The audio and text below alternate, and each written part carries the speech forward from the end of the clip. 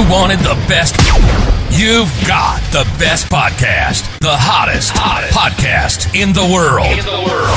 The Chris Voss Show, the preeminent podcast with guests so smart you may experience serious brain bleed. The CEOs, authors, thought leaders, visionaries, and motivators. Get ready. Strap yourself in. Keep your hands, arms, and legs inside the vehicle at all times, because you're about to go on a monster education roller coaster with your brain. Now, here's your host, Chris Voss. Hi, folks. It's Voss here from the ChrisVossShow.com. Keep your arms and legs in the vehicle at all times. I don't know why, but I was sitting there listening to the intro of the show, and I was just like, it sounds so funny. Keeping the arms and legs in the vehicle at all times. You know what happens if you don't, people, right? I don't know either. Maybe you lose a head or something. Some sort of appendage gets chopped off. But maybe some people need that. Anyway, guys, welcome to the big show. And the reason you listen to the Chris Voss Show is so you don't lose any sort of appendages or body parts or anything like that. And if you do, that's part of the brain bleed.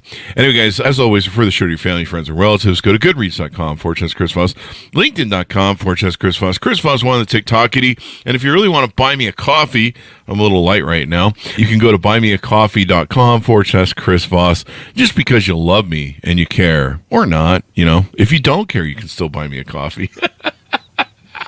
Anyway, we have an amazing author on the show. When do we not? We only have amazing authors on this bloody show, and that's the great thing about it and why you tune in all the time. Today we have an amazing gentleman on the show. His newest book is entitled Sigma, Book 1, Thumos Rising. It comes out July 15th, 2024.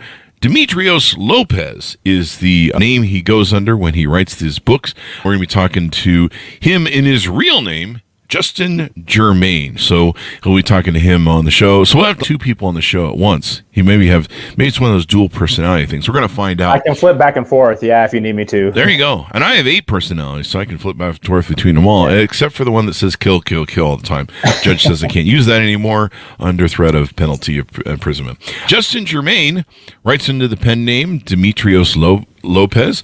He's a debut author who's publishing his first book, the first in a fantasy sci-fi series, Sigma, Thumos Rising, on July 15th. Welcome to the show. How are you, Justin?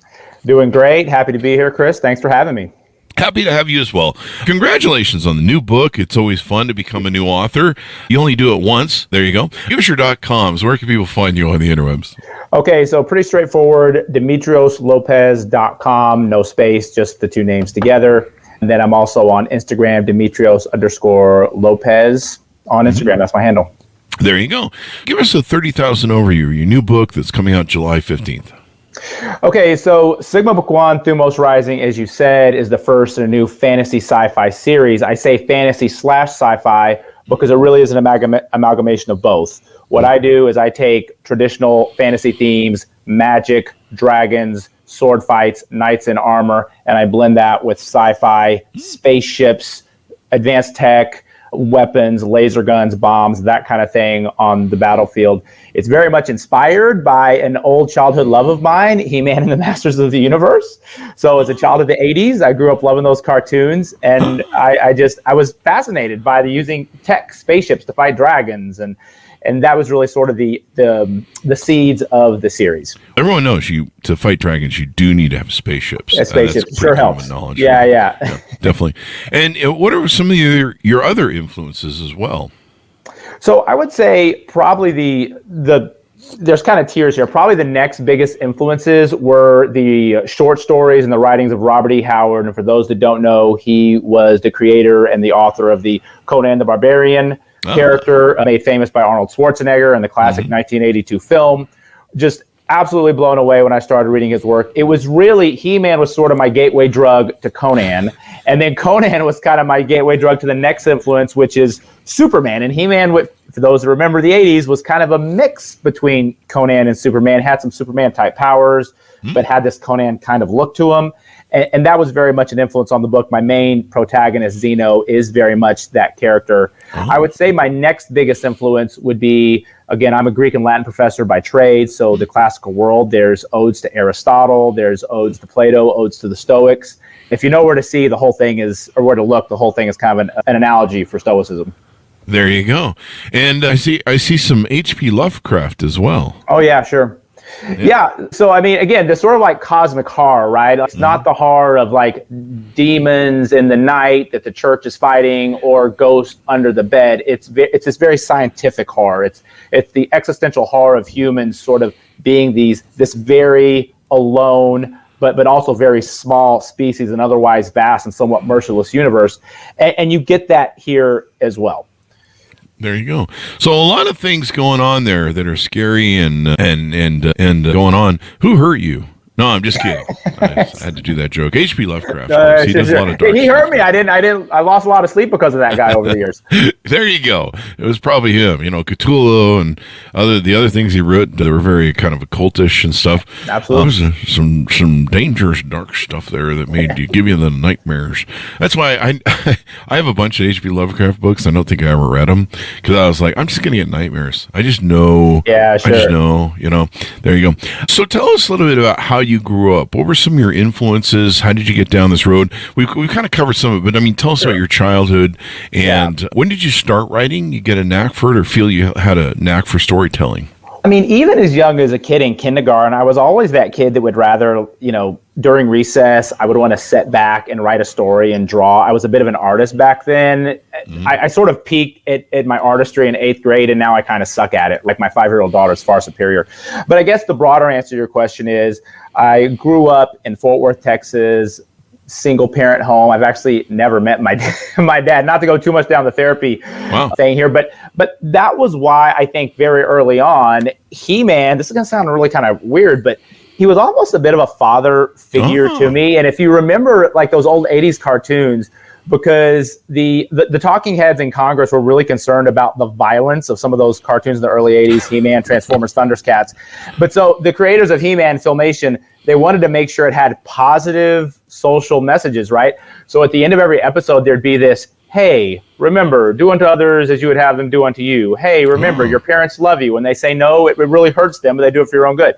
And so he sort of really did kind of fill in for that sort of daily fatherly presence that gave me like this practical advice of how to grow up. I think moving on, like a lot of men that sort of grow up without their fathers, I'm sort of looking for masculinity in other venues. I played football, was an athlete as a kid. I wasn't very good, but I did it. I was very religious when I was younger. I really got into fiction, and especially sword and sorcery fiction. And again, I sort of found a male archetype in a lot of these fantastic heroes and creations that sort of helped sort of bend me down the trajectory that I eventually went as an adult. It eventually led to me joining the military. And then long term, it pushed me into classics and the study of Greek Latin. And lo and behold, it's you put all that stuff into the pot, stir it up, and out pops me, and out pops this book. There you go. It's interesting the journeys that we go through in life, and we don't get to sometimes choose the initial part of the first part of our life. But it's cool that you go through these journeys, you go through these cathartic times, you go through struggles, and the lessons you learned or the stories you've collected, they kind of become this amalgam of. I clearly didn't go to college, and I skipped it to start a company. But it becomes these things that help give you these resources for telling great stories. Sure. And we always say that stories are the owner's manual to life. I mean, stories are the fabric, part of the fabric of people's lives in their journey. And that's kind of what we do through life. We wander through life. We collect these stories, and we build them. They're the fabric of really who we are. I was writing the other day, and I was like, people are the sum of the stories collected on their journey through life and the fabric of who we are. And that's really, really important because we are our stories. I mean, without our stories, I don't know who we'd be. Just, I don't know, some weird person walking around, or at least that's what the judge told me. Yeah, and the nice thing about writing down as you go, right, and for people that have maybe journal practice or something like that, is it allows you to sort of track the growth. I go back and look at some of the things, even within fiction that I wrote before I started working on this book from 5-10 years ago, and look back and say, not only am I a better writer now, but I'm just a very much different person, and sort of your perspectives and your experiences and how that shapes your characters, how that shapes how you tell the story, how you just value the art of storytelling is just so much different over the years. And to me, I think, Chris, it's like ideally you're constantly dealing with bigger problems, right? There's that sort of axiom, success is having better problems all the time. And sometimes that's more complex problems, right? Yeah. But hopefully we're more mature and we're more equipped to deal with the complexity. And so in some way, it just sort of feels like that next grip on the mountain that we're climbing. There you go. It's it's one of those things where you just got to get through it, and sometimes that you go through these dark points in time, but the stories that you can collect, and then you talk to other people about them. I wish that I discovered better to keep a journal and to record stuff. I would have had like 4 books of employee stories of all the crazy stuff all my employees pull on me over the years. Yeah. And at one point I remembered most of them, but over the years they faded away to a bunch of other stuff.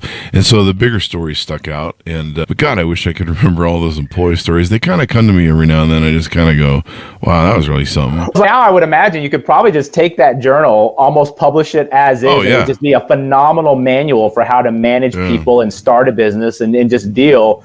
Because, human beings, like, we have lots of potential, we do some great things, but we're also highly flawed, and sometimes we just run into walls a million times in a row. And you got to manage it. Yeah.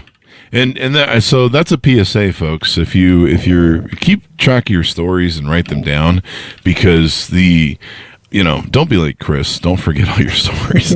Like, I remember sitting down when I was writing my book 2021 going, what the hell were my stories again? And fortunately, a lot of the good ones came back.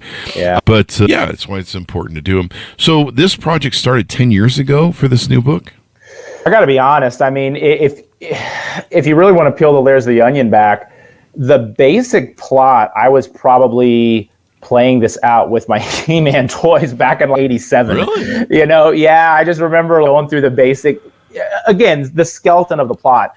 So the book started out, again, as He-Man Master of the Universe fanfic, very analogous to things like, 50 Shades did with Twilight and some of the Harry Potter fanfic over the years. Mm-hmm. But then as I kept working on it, I was like, man, I at some point, I think anytime you put so much blood, sweat, and tears in any project, the natural progression is, okay, can I turn this into a business? Can I monetize it? Is this something that people are going to want to consume?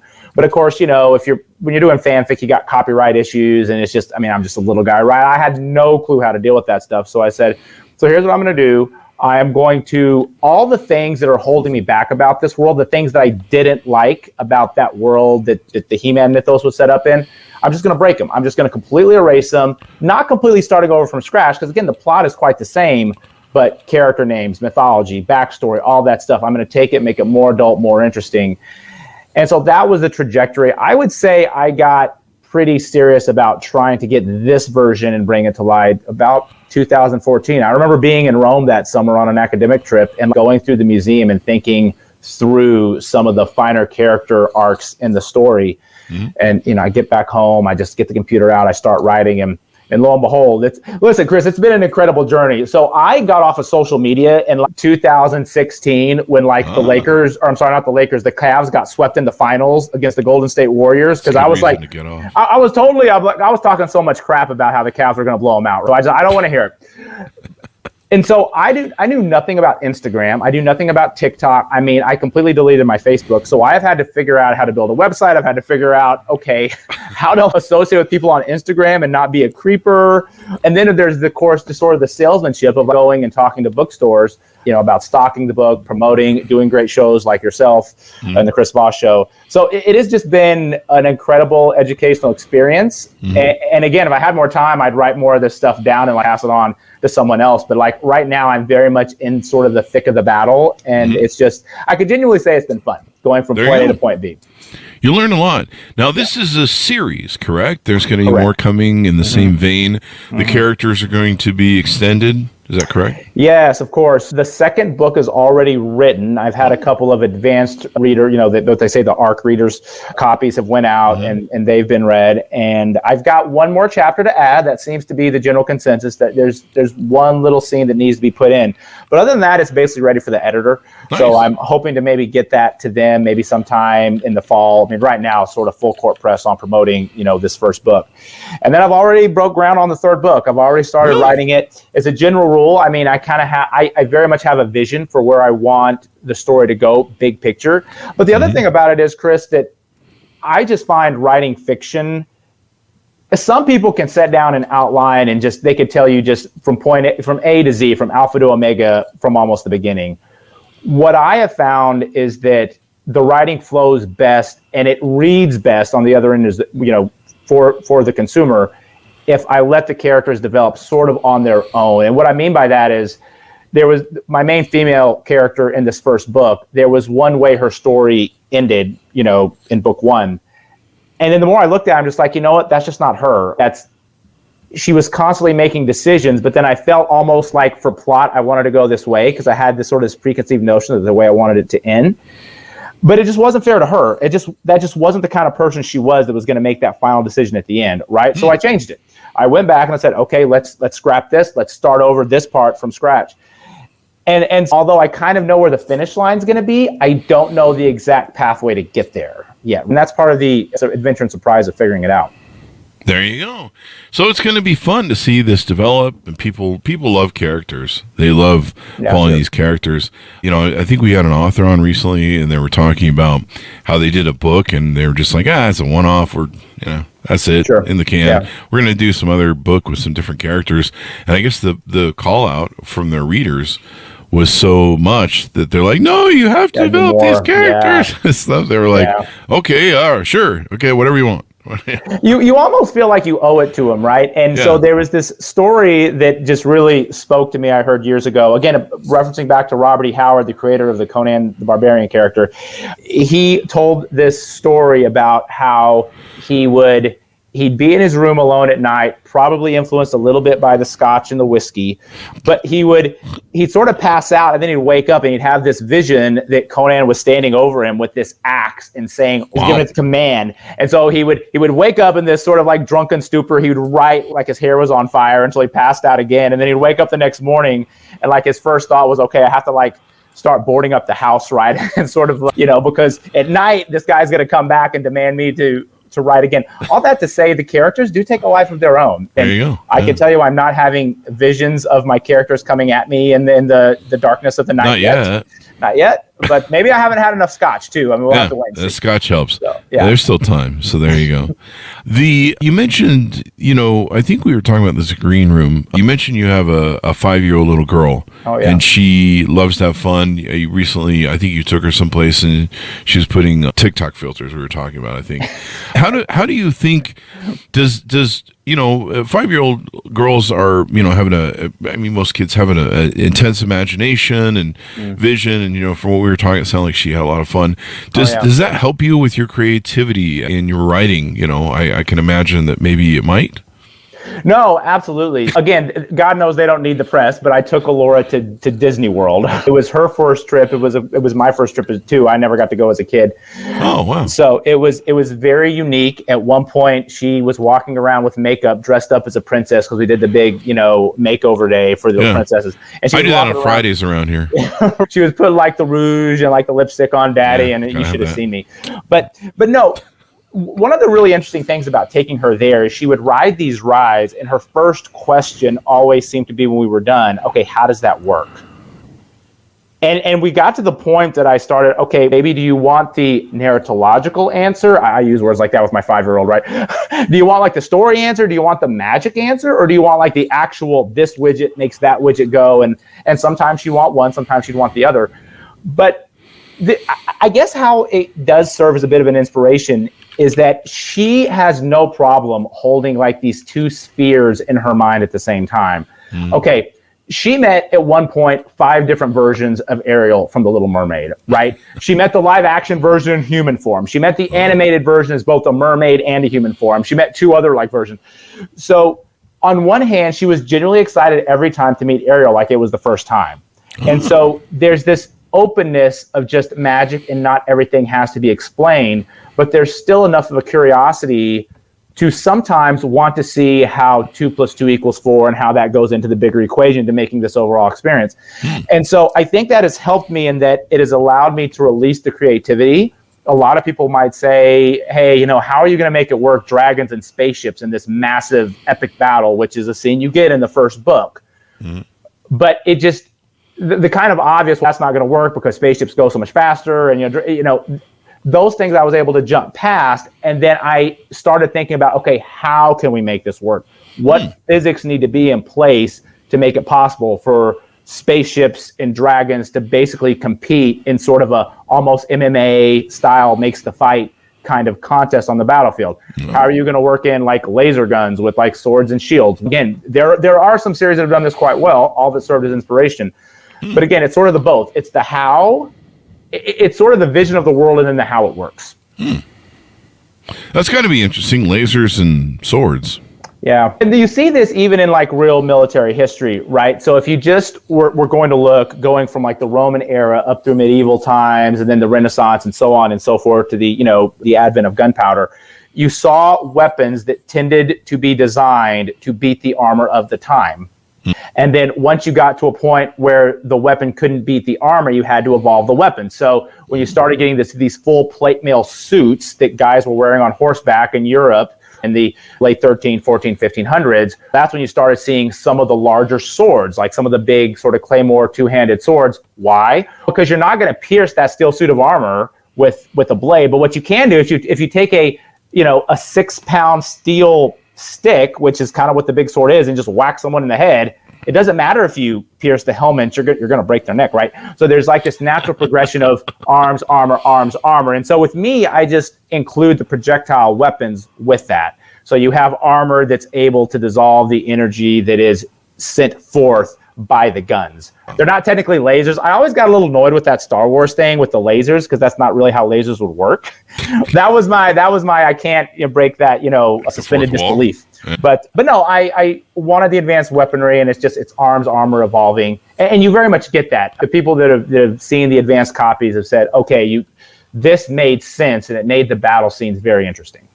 Ah, there you go. So it's pretty dynamic. What the Greek Sigma title, why did you choose that for your title? Okay, so there is sort of a longer answer and then sort of a nerdy Easter egg answer. I'll give you the good one first. Right? The Greek letter sigma is the Greek S. It is the first letter, I should say, in the word Sophia, which of course we know is a very popular name, but in Greek it means wisdom. Oh. So if your kids or your sisters or your nieces are named Sophia, I mean, that literally means wisdom in ancient Greek. Oh. And so again, because the book is very much an analogy for Stoicism, right? This pursuit of wisdom, this ruthless willingness to be introspective, to look at yourself, to try to push yourself to realize your full human potential. Mm-hmm. To me, Sophia was, if you could tailor it down to one Greek word at least, that's it. That's what this book is trying to promote, like the pursuit of wisdom and the idea that both is on the individual level and on a civilizational level, we can all be better for it, right? Also, again, the sigma being the Greek S, like for Superman, right? It's like with Superman, he's got the S, right? And so it's kind of like this soft sort of, again, the main protagonist, Zeno, is sort of my take on Superman in this very different world. So it's kind of got the dual sides there. Is there a Lois Lane type in the book? Kind of. We do not really have a Lois Lane type. We more have the Wonder Woman. I guess that's not entirely fair to say. So again, the main female protagonist, she there's that old trope of the damsel in distress, and of course now you've got more of the damsels that cause distress. I'm the damsel in distress. That's for sure. Sure. Yeah, but it's kind of closer to that other side. She's very much a warrior that takes the battlefield with Zeno. She has her limitations. Don't get me wrong, but she also has her strengths. There you go. And she very much is the love interest in the book. At least it's always good to have a love interest. Yeah. People like love. Oh, they do. I don't know why. Generally speaking, we're all softies, I guess, when it comes down to it. It's funny for so many of the women that again read the advanced copy of sort of the first draft, they said, "Hey, listen, we like this romance, we like where it's going. It's like, you got to give us a little bit more meat on the bones. You give us these very detailed battle scenes. Can we have a sex scene?" I'm like, okay, let me channel my inner romance novelist, and I think I can do that for you. Yeah, everyone wants He-Man with a little bit of 50 Shades of Grey. It's like he was, you always had to wonder, like him and Tila, right? What's happening off camera? Yeah, there's something going on there. Everybody knows that. I was too old for that series by that time, so I don't even know what the references are, but I'll take your word for it. Yeah, what's crazy is if you probably Googled He-Man porn, right, something would pop up, almost certainly. Yeah, let's not do that. We won't do that now. No. Yeah, normally I'll pull up references for the show as we go along so I can, know what's going on, but sure, I'm not pulling that one during the show. I'll do that after, though. That sounds like fun. So, final thoughts as we go out on the book. Round us out and, of course, tell us people where they can pick it up and .coms where they can find out more about you. So, again, you can find me on my website, demitrioslopez.com. If you just type in Thumos Rising in Amazon, it'll pop up. It's right there. So I guess sort of final thoughts. Again, what the things that's special about this book, we already talked about the amalgamation between the fantasy and the sci-fi. The other thing is, again, because I'm a classicist and a historian, kind of by trade, all the cultures and civilizations that are in the book are based off pre-industrial civilizations in our own world. And in some ways, it was kind of the happy medium for me because it prevented me from having to create everything from scratch, but at the same time play with, just different in these different historical contexts. I was always that, person in grad school that would wonder, okay, what would happen if the Spartan army set off against a army of samurai? Or what would happen if the samurai took on something like Comanche 19th century style light cavalry? And so you kind of get answers to those questions in this book, again, with the advanced weaponry thrown in. So for the military historians, we got a little something for them. That's interesting. The final thing I would just say is that, again, we've got several editorial reviews out already, and it did win the Gold Award from Literary Titan. So, again, not to be too self-aggrandizing, because, it is very vulnerable, Chris. Like, when you write these books, you put so much effort into it. And I think I'm sure you probably had the same thing when you were first starting, right? It's like, I believe in this, but are people going to like the product, both on a financial level, like purchasing it, consuming it, but also are the people that sort of judge, how are they going to feel about it? And, the book comes out July 15th, so whether or not it's a financial success is yet to be determined. The jury's still out. But at least on the critical end, the book has gotten really great reviews. I mean, you can't do better than a Gold Award. So I'm very proud of that. And again, I can't really, again, I'm the author, so I want to take the appropriate credit. But at the same time, I had great readers that read it for me in early drafts. I have had so much support over the years. And listen, the whole thing's really been a team effort. And I could name names, but I won't. But it's so many people have contributed to put it where it is today, and I'm very grateful. This is the time to be self-aggrandizing because you're promoting the book. It's okay. Fair enough. It's okay to do it these times. You mentioned the award. Give us a rundown on what that award is real quick. So Literary Titan is one of the big literary presses that they put stuff out there. They review books. Again, you can look up their website, literarytitan.com. And whenever you have new releases, they will select X amount of those they'll have a couple of tiers, and they have the bronze, they have the silver, then they have the gold. And I should say this wasn't the Gold Award for fantasy or sci-fi. This was just the Gold Award full stop. So it's not just competing with other books of its ilk. It's also competing with romance. It's also competing with thriller, crime novels, high-end literary fiction. It's just sort of out there in the wider audience with the best of the best. And what can I say? They thought it was good enough. There you go. That should be good, man. That should be awesome. The what's the other thing I was going to ask you about? What's the .com? Oh, yeah, DemitriosLopez.com.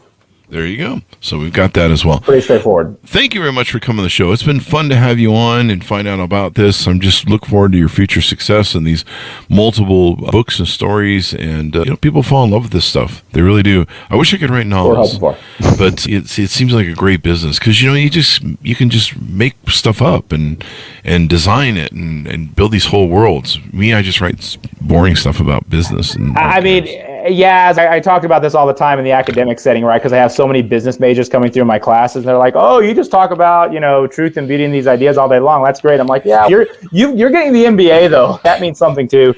And again, it's just every experience and every knowledge is like very unique to the individual and to the discipline, right? But no, I can genuinely tell you, it's been fun, and I would assume that again, entrepreneurs are just what scientists, whatever the ilk might be, right? There's something about if you love the process, it's still work and you're still working hard, but it feels like play in a way when you enjoy doing it. And that's one thing that I'm very fortunate to say that was my process for this book.